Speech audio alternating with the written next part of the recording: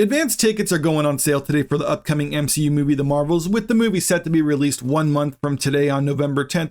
Plus, they're going to get a lot of help overseas with the same day and date release in China, and they're going to have access to a lot of IMAX premium screens within the US because Dune 2 pushed back the release date until early next year.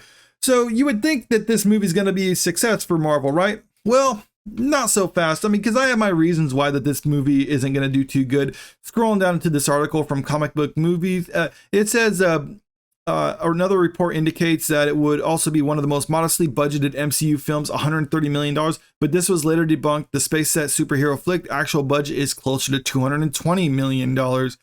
And the reason they got the $130 million figure was because of a Forbes article that said it was $130 million to make the movie. But keep in mind that article came out about 2 months into the production of it. And when we got UK tax filings before the movie was completed, it said it was around $275 million, according to this article from IGN.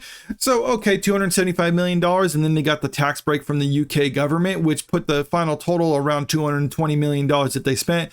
Now, there was still some production costs that they had to incur, some post-production work they had to do, some reshoots and other things like that.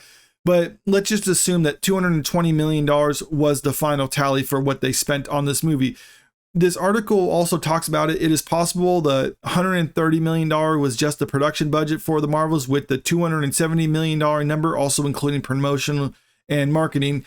We know that the $130 million wasn't the final thing. The $270 million was the whole production cost of it. But the funny thing is, it says $270 million is with the marketing, because it figures $140 million is what they spent on the marketing and promotion of this movie, which seems pretty normal for a Disney movie. I mean, something like Little Mermaid, for instance, they spent $140 million on the marketing cost of it. And a lot of other big budget movies that they put out spend that much on it. And I think the Marvels has actually had a bigger marketing push, but let's just assume that the $220 million is all they spent on it. There wasn't reshoots and other post-production aspects. And the $140 million is all they spent on the market, even though it was probably more. That puts the grand spend on this movie for Disney. They're out $310 million. Now, how much does this need to make at the box office in order to succeed? Well, as a rule of thumb, you have to double the actual cost of it, and that because the theaters get half of the box office results. That means the final tally is around $720 million this needs to make at the global box office in order to just break even. I'm not saying to succeed, but just to break even. But realistically, that number is probably closer to 700, maybe 750, maybe $800 million in order just to break even. Now, as a point of reference, look at Guardians of the Galaxy Volume 3, because this was the most successful Marvel movie within the last year. It made just under $850 million. So, I mean, yeah, this was a success and it made money for them. But at the same time, I mean, that's not a ton of money that made compared to other Marvel movies, even compared to Guardians of the Galaxy Volume 1 and 2. And this is what the Marvels needs to make, or at least needs to make just around this much money in order to be considered just a success. Now, how do the advanced ticket sales actually measure up to this? Because I got this article from Deadline about just before the release, May 2nd, 2023. So just before the release of Guardians of the Galaxy Volume 3. And this is what it said with the advanced ticket sales on that movie. Advanced ticket sales for Guardians of the Galaxy Volume 3 are pacing at $26 million and building. Last year at this time, Marvel Studios' Doctor Strange in the Multiverse of Madness had $60 million in pre-sales before charting.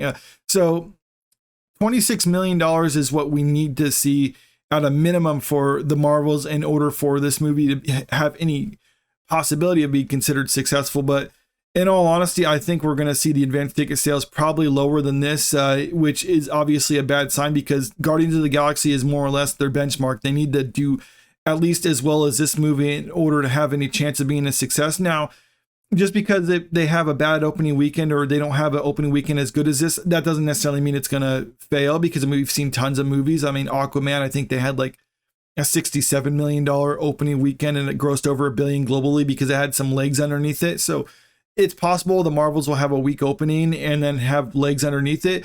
And it's also possible that it will have a strong opening and then a steep drop off the second weekend. I mean, we just don't know, but I'm just trying to point out the numbers that we do have access to just so we can get an actual prediction of what to expect from this.